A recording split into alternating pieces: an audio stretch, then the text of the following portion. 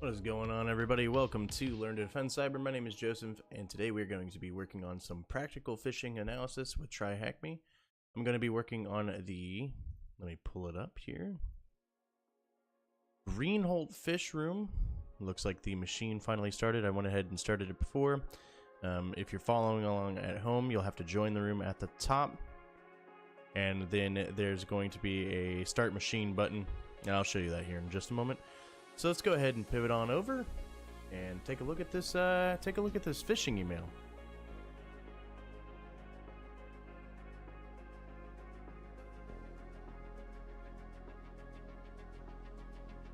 Okay. So we have it here. I'm going to go ahead and close out the chat box for now. And we're going to go ahead and hit this double arrow here to view it in full screen. Just makes it bigger, easier to see. And we will go ahead and get our context for what is going on. So, sometimes as a SOC analyst, you may be asked to look at phishing emails to determine whether or not they were actually phishing emails, because sometimes users can just send emails that look sus. And so, it seems here, a sales executive at Greenholt PLC, so this is a person who would definitely be of interest. Someone would want to phish them. Received an email they didn't expect to receive from a customer. They claim that the customer never uses generic greetings such as good day, so this person does know the sender, or who is assuming to be the sender, and didn't expect any amount of money to be transferred to their account. The email also contains an attachment that he never requested. He forwarded the email to the SOC department for further investigation. So, the user noticed a few flags here. He knows the person sending the email. They're never generic. I'm sure they probably start with a normal greeting like the person's name or how are you or however they greet, and they were just a little too generic today. The pretext was suspicious off the bat because I guess there wasn't a deal or whatever was going on. And there's an attachment that he never requested. So with all of these things, he went ahead and sent it forward. That's great that he caught that. A lot of end users may not. Either or, we deployed the virtual machine. There's the button right there for the start machine. And that's pretty much it. We have the challenge.eml that they want us to open with Thunderbird. And then we have all our questions. So let's just go ahead and jump on into it. We'll be jumping back and forth between the VM and the questions here so that we can go ahead and check things out. So here's our email. We're going to go ahead and right-click Open with Other Application and open it up with Thunderbird. Just got to scroll down a little bit. And there's Thunderbird Mail right there. You can go ahead and hit Open. To open it right up. So, right off the bat, we can see it's from a Mr. James Jackson. Email info@mutawamarine.com. Probably not the typical email you would expect for Mr. James Jackson. Subject webmaster@redacted.org, your transfer reference, and then you have a reference number here.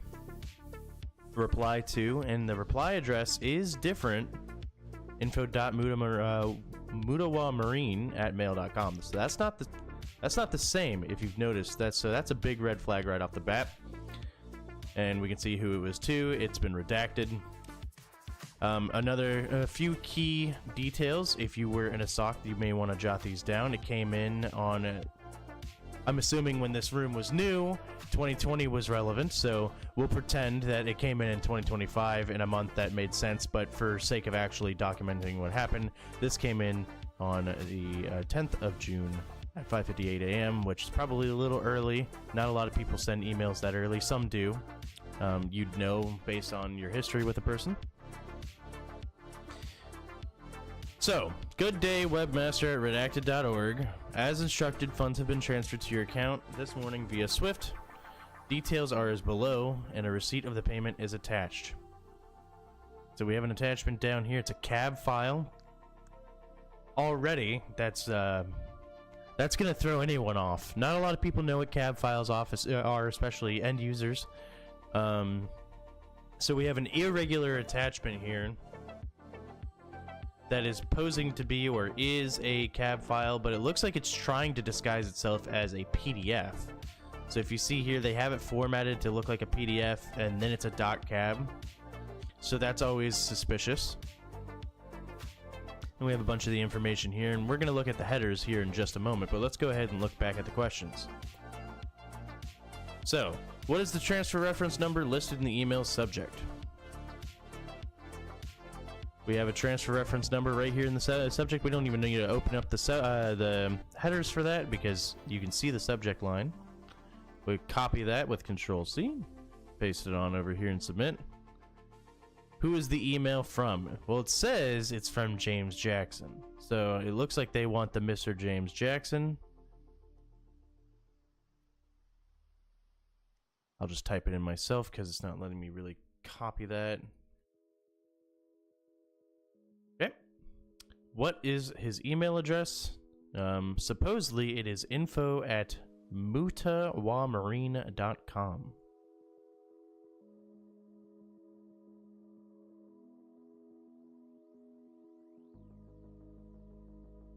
And what is the email address that will receive a reply to this email? You can see it right here. Still, we don't have to look at the headers. We can just look at the reply to line right here, info.mutawamarine@mail.com. So it's different. And what may be happening here is they may have spoofed a legitimate email and applied the return to a similar looking email. But this mail.com, for instance, let's say it was Gmail, maybe they own that account, and so if there is a reply to, they can keep up this con, right? They can keep up the scam. They can tell you, and they can actually reply and have an actual conversation with our sales VP here. So it's the same thing, but mutawamarine.com, and then I believe... No, they didn't have the .com in there, so it's just mutawamarine@mail.com. Now, we're probably going to have to start looking at headers. What is the originating IP? So, we can go ahead and hit all. And so you see here, we went up into the View tab. It's different on each platform. Thunderbird. Honestly, to be transparent, I wasn't sure how to look at the view or the headers, but usually they're in view, and for some reason I can't make this any bigger. I wish I could. Can I make this bigger? I'll just full screen it. There we go.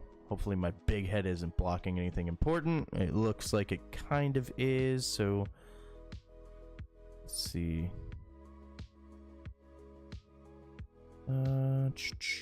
See if I can just group these items.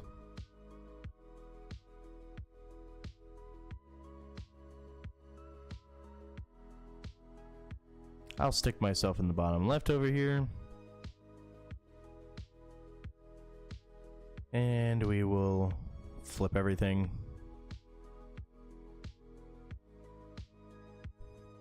Oop, wrong way.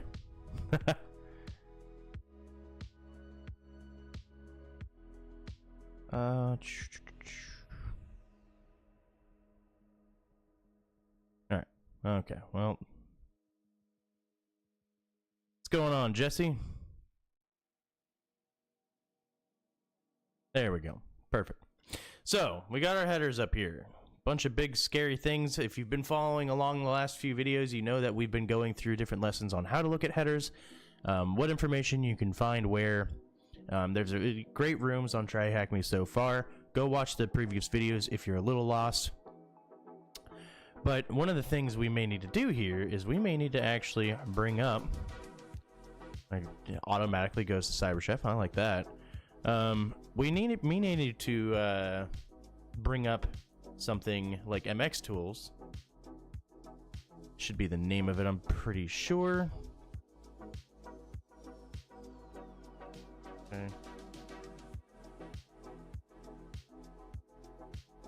If it's going to let us do anything, this browser seems a little outdated, so to say. I will bring it up in my own browser then.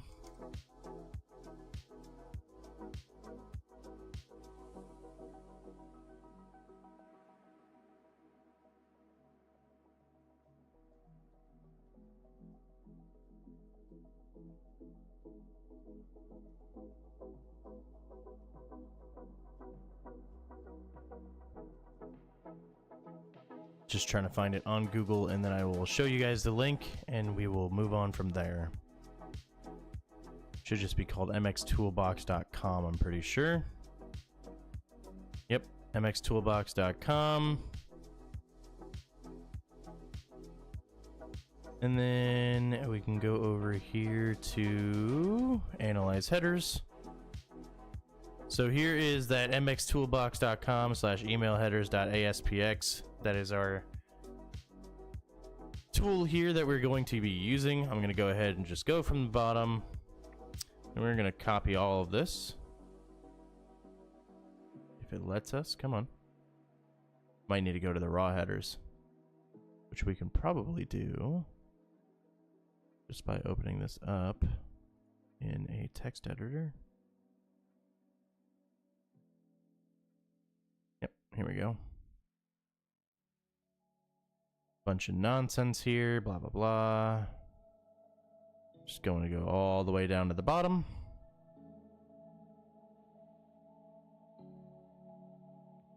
This is all the actually encoded data. I'm pretty sure this is the attachment that we're seeing right here. I might not have to go all the way to the bottom.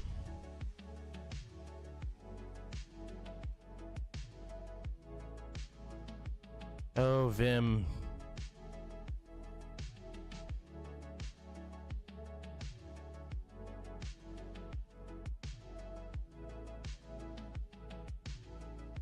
Come on, give me my headers. There we go.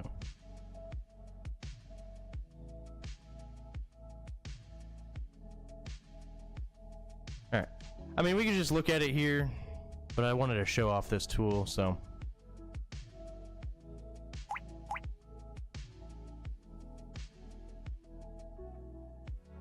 All right, so I believe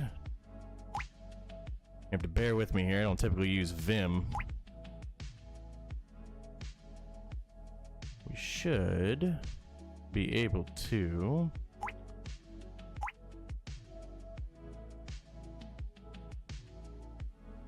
It's not letting me. It's not letting me highlight stuff for some reason with my. All right, we'll just look at it in the Vim window then. All right. So we can see originating IP. Looks like it was redacted. Oh, here we go. Here's one. And then received from, so we go down here. You can see originating IP address, then you can see the received field here, 10.197.41.148. So that's probably just someone forwarding it along. And then we have another one down here. hostwinsdns.com, 192.119.71.157 address. Seems to be the start of our chain. And you can see that it does show up as mudamarine.com. So you kind of associate this with that, and you can see that that's the originating IP address. Control-Shift-C to copy that out. We can paste that in there. What's going on, Mariana? Hey, there you go. Working through a phishing email as you're watching this. Hopefully I'm doing you some justice then. Who is the owner of the originating IP? Well, we can find out who the owner is. We can go back to our. I don't even know if this is gonna. I think this literally just works for CyberChef, and that's it. Let's see. We can do a who is.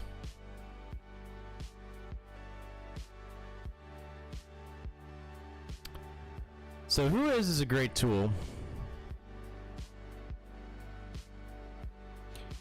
You just go up here into the search bar, you paste the IP address, and you can see all the great information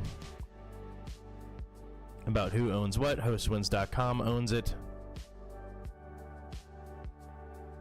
They said do not include the dot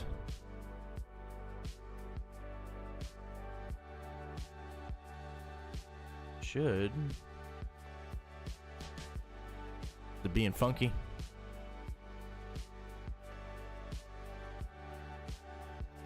That is our owner.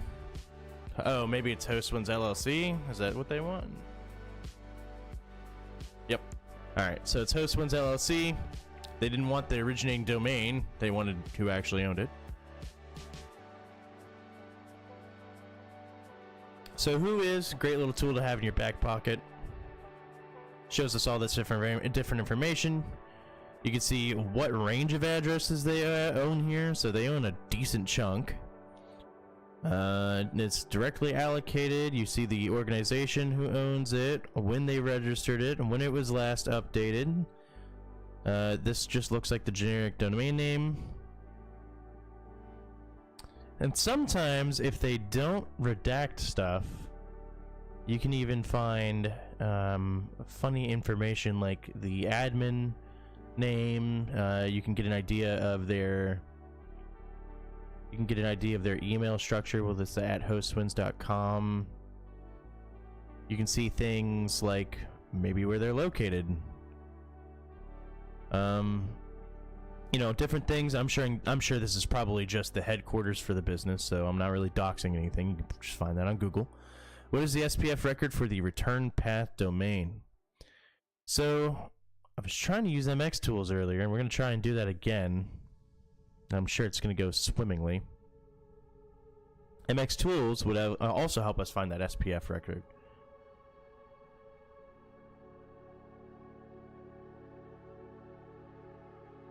Hoping that it lets us copy everything and paste everything. There should be a way for me to view the raw headers, right?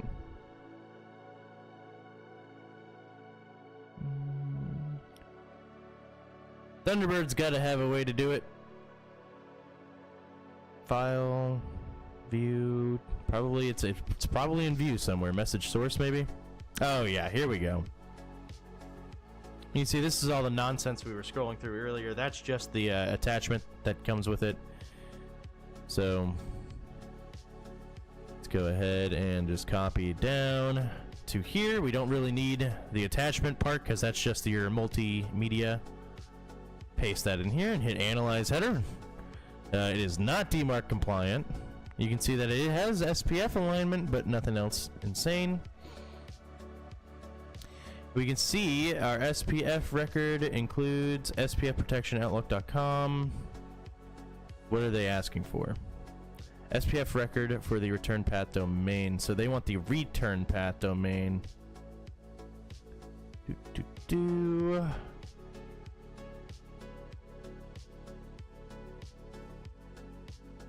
info@moonermarinemail.com. Do they have that in here for us?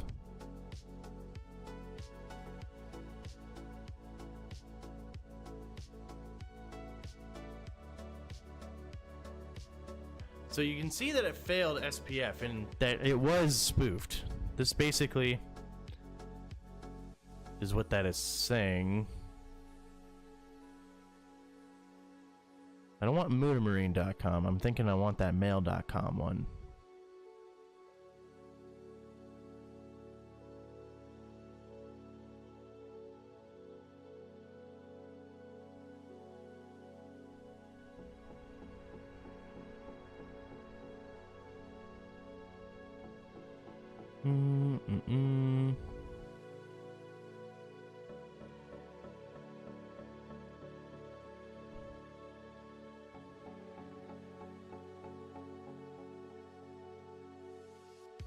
So we may need to look this up manually. I'm not seeing it in this at all.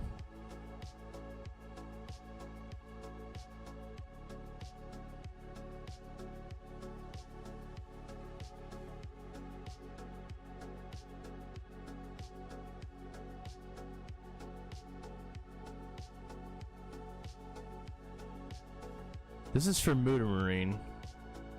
We'll try Moonermarines. Okay, they were asking for Moonermarine's SPF record then. If they were asking for the return path and you had to go for mail.com here, Right? Is that what they were asking? Return path domain? Return path. Oh. I can't read, apparently. They were asking for Moon Marines. Okay. If they were asking for the mail.com one, you would actually just have to go out and do a manual lookup of Muda Marines, or this mail.com's SPF record. But they were asking for the return path ones. I don't know why I can't read better. We'll just move along from that one. What's up, Chris? What's the DMARC record for the return path domain? So that's going to be the same thing. Return path. So we already got it right here. Go ahead and paste that in there. What is the name of the attachment? So we can keep using this. It is provided for us. It gives everything, everything nice and fancy. Actually, I might not have, because I didn't paste it. The attachment's not there.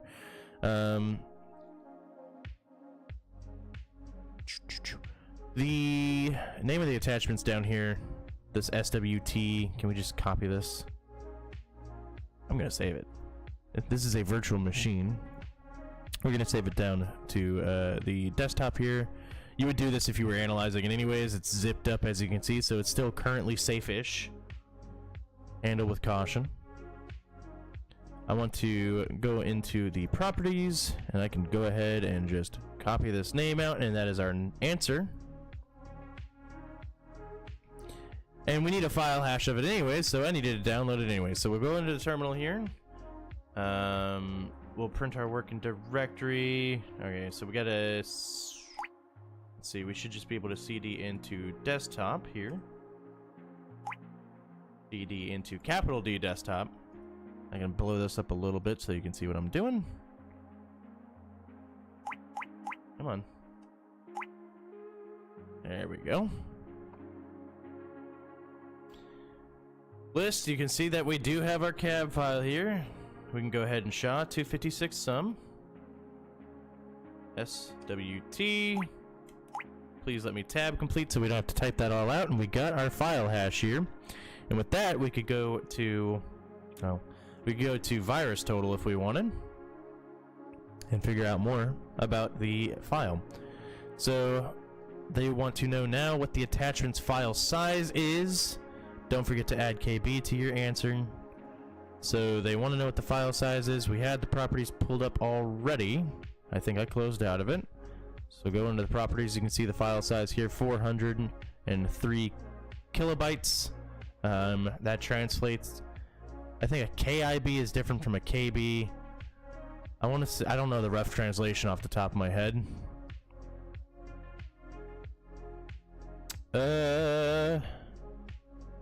I think it's just 1,000, right? I just moved the decimal point. I might have to. Oh no, it's the same measurement. Okay. So it's just KIB, different way of putting KB. So 400.50 or 400.3, right? Oh, that doesn't look like it lines up. 400 dot, maybe we'll just do 3. Maybe? No. Alright.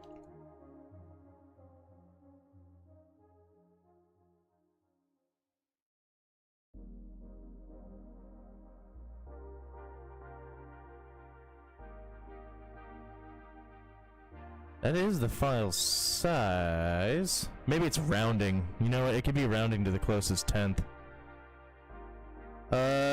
You know what? If I remember correctly, virus total has us. Because if this was ever submitted before, then I don't know why that copied. I didn't want to copy that. I need that file hash again back in my terminal. Gotta copy this out. Control Shift C. Go into virus total here, paste it. And it lights up. Oh, this is Loki.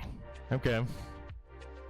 So you can see here we have, it's lighting up like a Christmas tree. We can go into the details and see what this is. And I'm sure somebody in the community is saying what this is. No one's actually saying what it is. Okay. Relations, anything?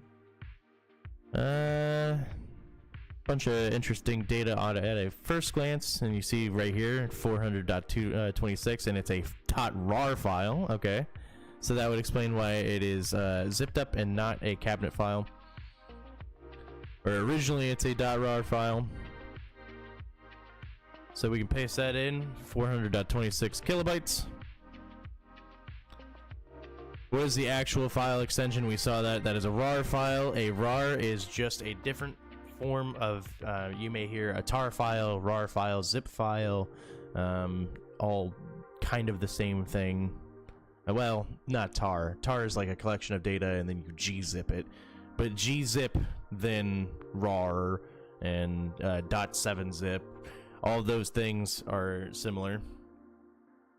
You may have heard of WinRAR. No one ever pays for it. That's the joke. Yeah. Absolutely, Chris. If you ever submit a file hash and you see it light bright red like that, you probably have a slight bit of a problem, but that's the room done. So overall, nothing too complicated. You found most of the information you need just by looking at the visual layer. We did have to bust out the actual raw headers, and it is important to note when you're using different email clients, like you could be using Thunderbird like we did today, or Outlook, there are different ways to go and look at that raw message. Okay, it's just important to know, and we can go back into it. These questions are all a great starting point. Yes, thank you. Okay, close, thank you. These are all great things to know when you're having to collect and compile IOCs, right? We want to know what the subject line was. We need to be able to identify this. We want to know who it's saying they're coming from, where the email address came from, the originating IP address, this return to. These are all things, and you're starting to kind of get into maybe a little bit of attribution, or just trying to kind of identify who the actual sender is here with all of this. This is more figuring out what your malware is. You know it's this big, this is the file hash. You could definitely search your environment for this file hash. You can search your environment for this file name and any new .rars, which, I mean, depending on the environment, you might have a lot, you may not have any. It's not very common to see .rars on a typical end user device. So that's definitely something that you could use as a flag. But basically what this is doing, this is just getting you in the motions of learning how to think about what is important about you're looking at. Because you can look at a phishing email all day long, right? But if you're looking at a phishing email and you're not actually gathering any information from it, then there's no real point of looking at the phishing email. You need to understand and think about what you're collecting with this data. So, overall, that was the Greenholt Phishroom. I'd say overall it was pretty easy. I mean, yeah, we flew through it. Took us about 30 minutes, not too bad, nice short. So, I don't know, I'll make a post about it soon. I don't know what things are going to look like next week for streaming, but I'll keep everybody updated. Thank you so much for joining. If we're not here next Monday, we'll be there the next Monday after that, 5 p.m. Eastern Standard Time. Thank you so much for joining, and I will see y'all next time.